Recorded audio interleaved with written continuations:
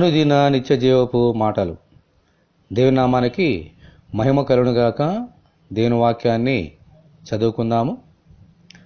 దేనిని గురించి చింతపడకుడి, కానీ ప్రతి విషయంలోనూ ప్రార్థన విజ్ఞాపనముల చేత కృతజ్ఞతాపూర్వకముగా మీ విన్నపములు దేవునికి తెలియజేయడి. ఫిలిప్పీలకు రాసిన పత్రిక 4వ అధ్యాయము 6వ వచనం. ఉదయము మొదలు సాయంత్రము వరకు మనుషులకు అన్నీ చింతలే.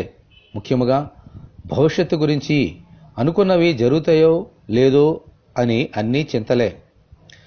ఈ చింతలన్నీ మనుషుల నుండి శాంతిని, ఆనందాన్ని దూరం చేస్తాయి. చింతపడుట వలన ప్రయోజనం ఏమీ లేదని తెలిసి కూడా చింతపడుతుంటాం.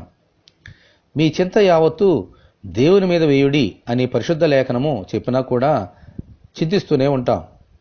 అయితే వేటిని గురించి చింతపడుతున్నామో వాటన్నిటి గురించి కృతజ్ఞతాపూర్వకముగా దేవునికి తెలియజేస్తే వాటన్నిటి నుండి మనకు విముక్తి కలుగుతుంది. ఆమేన్. మన చింతలన్నీ పక్కన పెట్టి ప్రార్థనలో ముందుకు సాగిపోదాము. ప్రభువా, మా చింతలన్నీ తీసివేసి శాంతిని, సమాధానమును అనుగ్రహించమని ప్రభు అయిన యేసుక్రీస్తు ద్వారా మనమందరము దేవుని ప్రార్థన చేసుకుందాము. ప్రభువా, మీ కొందనాలు. దేని గురించి చింతపడవద్దని మాకు నేర్పించారు.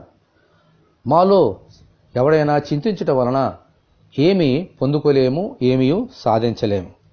కాబట్టి నాయనా, దేని గురించి చింతపడొద్దని మాకు నేర్పించారు. మా చింతలన్నీ మీ మీద వేసి మీ యందు విశ్వాసముంచి మీ దగ్గర నుండి శాంతి, సమాధానము, ఆనందము ఎల్లప్పుడూ పొందుకున్నట్లుగా సహాయం దయచేసి ఈ వాక్యం వింటున్న నీ బిడ్డలందరినీ అలాగున దీవించమని యేసు అతి పరిశుద్ధమైన నామములో ప్రార్థన చేయుచున్నాము తండ్రి. ఆమేన్. ప్రభు అయిన యేసు కృప మనకు తోడేయునుగాక. ఆమేన్. పరిశుద్ధ దేవుని మందిరం.